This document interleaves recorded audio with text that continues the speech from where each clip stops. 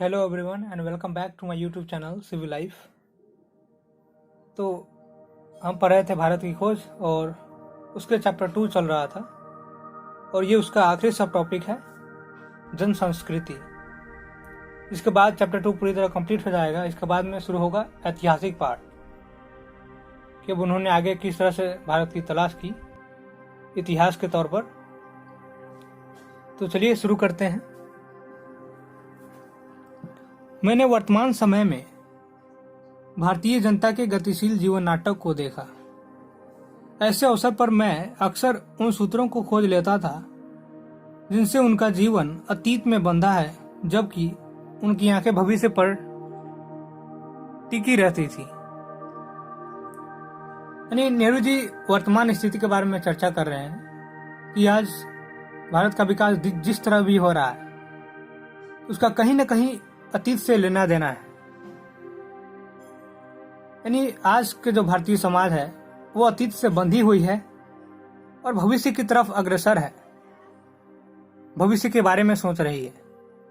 लेकिन मैं जब भी इस संस्कृति के बारे में सोचता हूं तो मैं उस सूत्र की तलाश करता हूं जो सूत्र अतीत से बंधी हुई है, जिसका कुछ न कुछ अतीत से लेना देना है।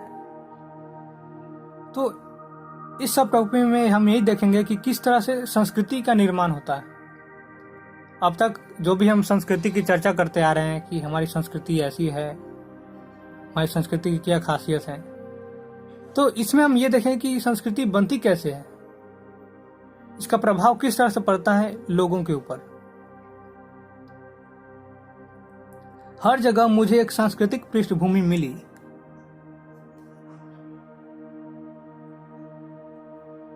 जिसका जनता के जीवन पर बहुत गहरा असर था। यानी जब भी मैं किसी बात के बारे में मैंने सोचा, संस्कृति के बारे में सोचा, तो मुझे सबका एक पृष्ठभूमि मिला, एक अलग अलग पृष्ठभूमि, यानी कि बैकग्राउंड, कि अगर कोई परंपरा का पालन हो रहा है तो उसका कैसा बैकग्राउंड है, यानी कि ऐतिहासिक है, सामाजिक है, या फिर पुरागाथाओं से लेना देना है। तो सबकी एक अलग अलग बैकग्राउंड होती है। तो हम इसमें उसी बैकग्राउंड की चर्चा करेंगे कि कौन सी परंपरा, कौन सी संस्कृति का बैकग्राउंड क्या है। इस पृष्ठभूमि में लोक प्रचलित दर्शन, परंपरा, इतिहास, मिथक और पुरागाथाओं का मिल था। तो जैसे मैंने बताया कि सभी का अलग अलग पृष्ठभूमि है। आज जो भी परंपराएं फॉलो हो रही हैं उसका अलग अलग पृष्ठभूमि है। तो ये जरूरी नहीं है कि हर परंपरा का एक ही पृष्ठभूमि हो, अर्थात अगर कोई एक परंपरा अभी चल रही है तो उसका जो पृष्ठभूमि है ऐतिहासिक है, तो ये जरूरी नहीं है कि जो दूसरी परंपरा है उसका भी पृष्ठभूमि इतिहास ही होगा। हो सकता है कि वो पूरा गाथाएं हो, लोगों की मानसिकताएं हो, लोगों की विचारधारा हो। तो ये वही बात है। और इनमें किसी एक को दूसरे से अलग करके देख पाना संभव नहीं था। लेकिन एक बात ये भी आती है कि मैंने जिस तरह से बताया कि कोई एक परंपरा है, उसका पृष्ठभूमि ऐतिहासिक है, लेकिन ये सभी एक दूसरे से इस तरह उलझे हुए हैं कि इसमें यह तय कर पाना बहुत मुश्किल होता है कि इस संस्कृति की पृष्ठभूमि कौन सा है, ऐतिहासिक है कि दार्शनिक है या लोगों की विचारधारा है, क्योंकि सभी मिली जुली है। एक पृष्ठभूमि से दूसरी पृष्ठभूमि जब मिलती है तो नए विचारधारा का निर्माण होता है।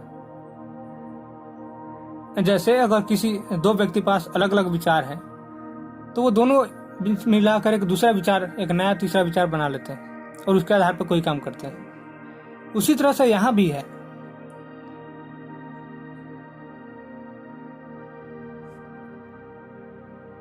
पूरी तरह अशिक्षित और निरक्षर लोग भी इस पृष्ठभूमि के हिस्सेदार हैं।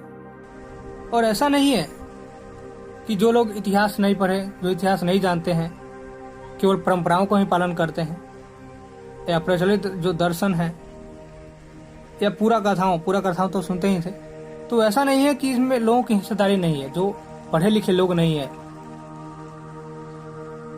जो भी निरक्षर लोग हैं, जो पढ़े लिखे नहीं है, उनका भी इससे तालमेल है, वो भी इस पृष्ठभूमि के हिस्सेदार है। लोक प्रचलित अनुवादों और टीकाओं के माध्यम से भारत के प्राचीन महाकाव्य रामायण और महाभारत और अन्य ग्रंथ भी जनता के बीच दूर दूर तक प्रसिद्ध थी। जो लोक प्रचलित अनुवादों यानी कि महाभारत और जो रामायण है, इस तरह के जो भी महाकाव्य होते हैं उन सभी का अलग अलग ट्रांसलेशन किया जाता है दूसरे भाषाओं में, और ये लोगों में बहुत ज्यादा प्रचलित है। लोगों को इनसे बहुत ज्यादा इंस्पिरेशन मिलता है, प्रेरणा मिलता है, और बहुत सी जो उनमें बातें बताई जाती है उनका वो फॉलो भी करते हैं, उनका पालन करते हैं अपने जीवन में।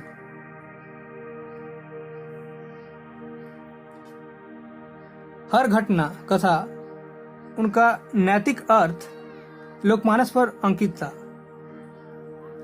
उसने उन्हें समृद्ध और संतुष्ट बनाया था। अनपढ़ ग्रामीणों को सैकड़ों पद याद थे और अपनी बातचीत के दौरान वे बराबर या तो उन्हें उद्धृत करते थे या फिर किसी प्राचीन रचना में सुरक्षित किसी ऐसी कहानी का उल्लेख करते थे जिससे कोई नैतिक उपदेश निकलता हो। यानी अब तक ये बताया गया है कि जो निरक्षर लोग हैं, जो लोग पढ़े लिखे नहीं हैं, वो भी जब पूरा गाथाओं को सुनते हैं या फिर जो रामायण या महाभारत के बारे में सुनते हैं, उनको देखते हैं, तो उनके मन में बहुत सी ऐसी भावनाएं उत्पन्न होती है या बहुत सी चीजें जो उनमें बताई जाती है वो उनको याद रखते हैं। जैसे अगर हम उदाहरण के लेते हैं मर्यादा पुरुषोत्तम राम के बारे में, तो रामायण के बारे में उन्होंने सुना और मर्यादा पुरुषोत्तम राम के बारे में कि मर्यादा निभाते उन्होंने वनवास धारण कर वनवास चले गए वे। तो मर्यादा का कितना महत्व होता है ये उन्होंने वहां से सीखा।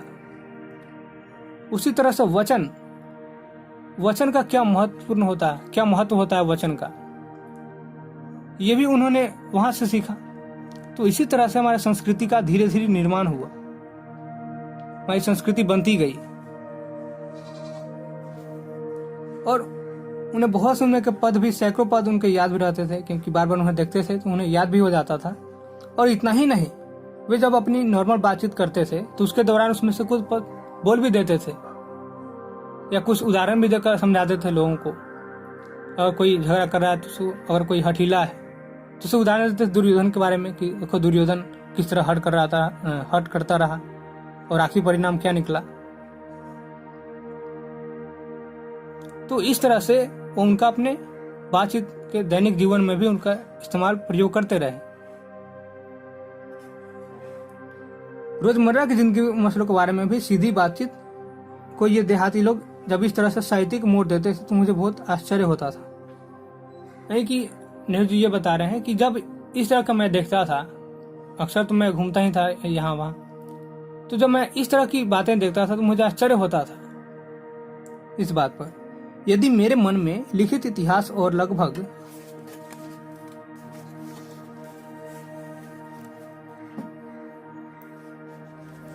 सुनिश्चित तथ्यों से निर्मित तस्वीरों का भंडार था, तो मैंने महसूस किया कि अनपढ़ किसान के मन में भी उसका अपना तस्वीरों का भंडार है।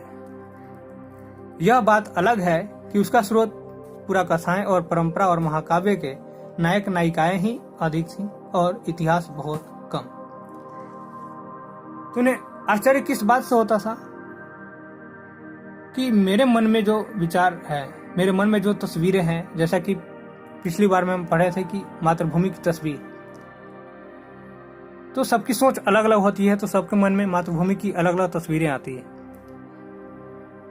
तो चूंकि इन्होंने इतिहास को पढ़ा था, इतिहास के बारे में अलग अलग स्रोतों से जानकारी हासिल की थी, अलग अलग जगहों पे विजिट भी किया था, तो इनके मन में बहुत सी तस्वीरें थी उन सभी के बारे में। लेकिन उन्होंने ये भी महसूस किया कि मेरे मन में जो तस्वीर आया ये इतिहास पढ़ने से और यहाँ वहाँ घूमने से आया, लेकिन किसानों के मन में भी अपना तस्वीर है, तो उनके मन में ये कहाँ से आया, उनके दिमाग में ये तस्वीर कहाँ से बैठा। तो उन्होंने ये महाकाव्य पूरा गाथाओं इन सभी चीजों के स्रोतों से वो लिया। उन्होंने महाभारत रामायण के बारे में सुना, उन्हें देखा, तो वहां से वो सभी तस्वीरें निकली। तो बताया कि उनकी स्रोत क्या है, पूरा गाथा है और परंपरा है, और वहाँ की नायक नायिका, यानी कि जैसे बताया कि राम के बारे में या फिर कृष्ण के बारे में, ये सभी।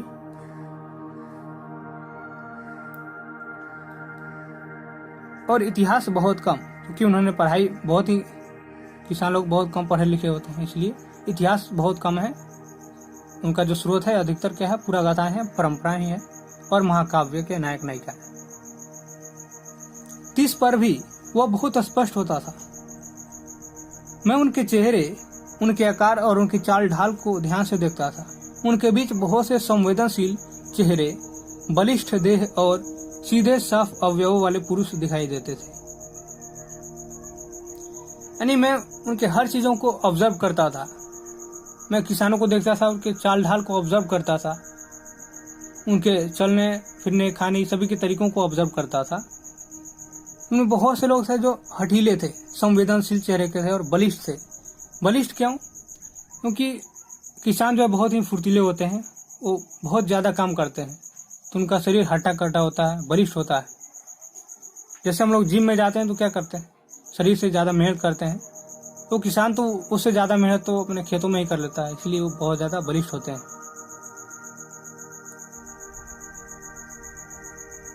महिलाओं में लावण्य, नम्रता, गरिमा और संतुलन के साथ साथ एक ऐसा चेहरा जो अवसाद से भरा होता था। नहीं, महिलाएं भी काफी सौंदर्य में ज्यादा होती थी और नम्रता में बहुत ज्यादा होता था। इसके साथ ही उनके चेहरे पे एक अजीब से एक अलग उदासी नजर आती थी। यानी ये सभी होने के बावजूद उनके चेहरे पे एक उदासी छाई हुई रहती थी। कभी कभी किसी देहाती गांव या रास्ते या गांव के बीच से गुजरते हुए मेरी नजर किसी मनोहर पुरुष या स्त्री पर पड़ती थी तो मैं विस्मय विमुख हो जाता था। वे मुझे पुराने भित्ति चित्रों की याद दिला देते थे। मुझे इस बात पर हैरत होती कि उन तमाम भयानक कष्टों के बावजूद जिनसे भारत युगों तक गुजरता रहा, आखिर यह सौंदर्य कैसे टिका रहा और बना रहा।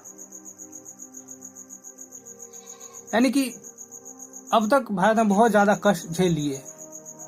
अंग्रेजों का शासन आया और सबसे ज्यादा तो अगर कोई किसी का एक्सप्लॉइटेशन होता है वो है किसान। सबसे अधिक मेहनत किसान करते हैं और सबसे कम लाभ उन्हीं को मिलता है, यानी उन्हीं का एक्सप्लॉइटेशन ज्यादा होता है। तो इतने समय से उन्होंने इन सारी भयानक कष्टों को झेला, लेकिन इसके बावजूद भी वो सौंदर्य कैसे टिका रहा। इन लोगों के साथ लेकर हम क्या नहीं कर सकते, बशर्ते इनके हालात बेहतर हो और इनके पास कुछ करने के ज्यादा अवसर हो। यानी इनकी एबिलिटी के बारे में ये बता रहे हैं, किसानों की एबिलिटी क्या है। अगर हम देश के बारे में इतना कुछ करना ही चाहते हैं कि देश हमारा आगे बढ़े, देश का विकास हो, तो किसानों को लेकर हम क्या नहीं कर सकते हैं। इनके पास एक ही चीज की कमी है, वो है अवसर। किसानों के पास अवसर बहुत ही कम है, कोई और काम नहीं मिलता, किसान नहीं करते हैं, तो इनके पास बहुत सी चीज है। मेहनत करने की क्षमता है।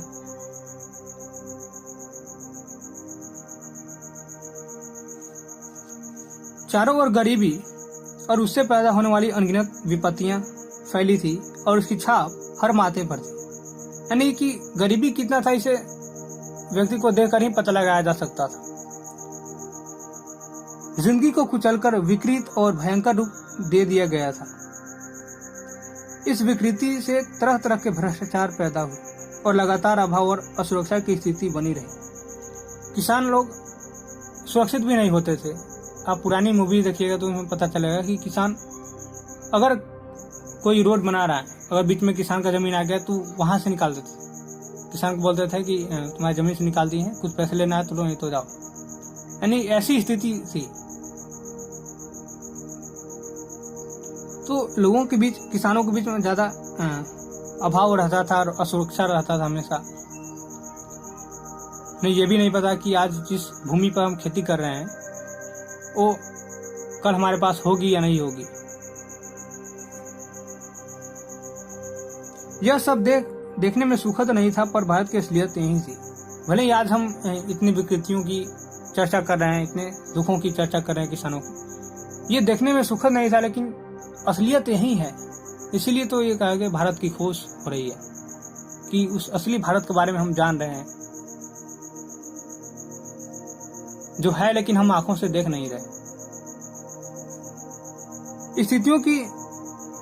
स्थितियों को समर्पित भाव से स्वीकार करने की प्रवृत्ति प्रबल थी, पर साथ ही एक प्रकार की नम्रता और भलमनसाहत थी जो हजारों वर्ष की सांस्कृतिक विरासत की देन थी, जिसे बड़ा से बड़ा दुर्भाग्य भी नहीं मिटा पाया था।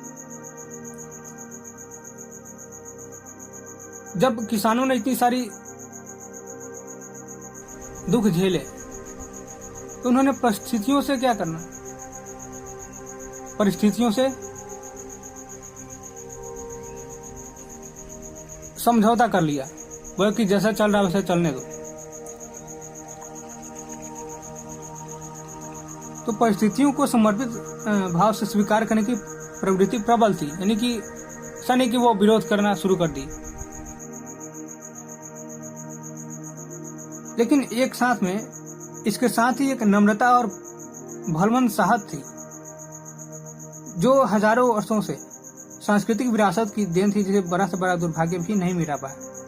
लेकिन उनकी जो सांस्कृतिक विरासत थी कि नम्रता, जैसे नम्रता की बात हुई थी, और भलमनसाहत, इसका मतलब होता है सज्जनता, ये सभी चीजें वैसी ही बनी रही।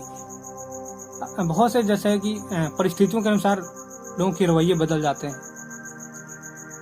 और कोई गलत कर रहा है तो उसका रवैया क्या दूसरा हो जाता है, और कोई पहले नम्रता का भाव है किसी के अंदर, लेकिन अगर उसको कोई परेशान करता है तो गुस्सा भी हो सकता है, तो इस तरह होता है। लेकिन किसानों के बारे में ऐसी नहीं थी। ये इतने वर्षों से कष्ट झेलते रहे, लेकिन फिर भी नम्रता इनमें बसी रही, जो कि एक विरासत के रूप में देन है, एक विरासत की देन थी, और उसी का वो पालन करते आ रहे थे, हमेशा नर्म बने रहे, और इसको बड़ा से बड़ा दुर्भाग्य भी नहीं मिटा पाया। तो आज ये चैप्टर 2 पूरी तरह कंप्लीट होता है यहाँ पर, और अभी रह गया इसका फ्लो चार्ट। तो फ्लो चार्ट इसका देख लेते हैं, उसके बाद में कल से चैप्टर 3 स्टार्ट होगा, जो कि ऐतिहासिक पार्ट होगा। अब इतिहास के नजर से थोड़ा हम देखेंगे कि भारत की खोज किस तरह से हुई। तो चलिए देखते हैं इसका फ्लो चार्ट किस तरह है। तो जन संस्कृति, तो शुरुआत हुआ था वर्तमान समय में भारतीय जनता किस तरह की है, तो अतीत से बंधी हुई जीवन, यानी उसका जो जड़ है वो अतीत से बंधी हुई है, लेकिन भविष्य पर नजर टिकी हुई है, भविष्य के बारे में वो सोच रहे हैं। रामायण और वह महाभारत का प्रभाव किस तरह पड़ा, तो लोगों के ऊपर बहुत ज्यादा प्रभाव पड़ा है, और अशिक्षित लोगों पर भी प्रभाव इसका पड़ा है, जो उनके मन में अलग अलग तस्वीरें उभारता है। हर घटना, कथा, नैतिक अर्थ लोकमानस पर अंकित था, यानी जो भी उसमें घटना दिखाए जाते थे वो सबका कुछ न कुछ प्रभाव उनको पड़ता था। और रामायण और महाभारत में लगभग हर एक घटना का अलग अलग ही महत्व है। लोग इन सभी चीजों का पालन करते थे, जो चीजें उन्हें अच्छी लगती थी वो उन चीजों को अपनाते थे अपने जीवन में, और उसको बातचीत में भी उद्धृत करते थे, बातचीत में भी इन सभी को लाने का प्रयास करते थे, यानी उदाहरण देने के लिए भी।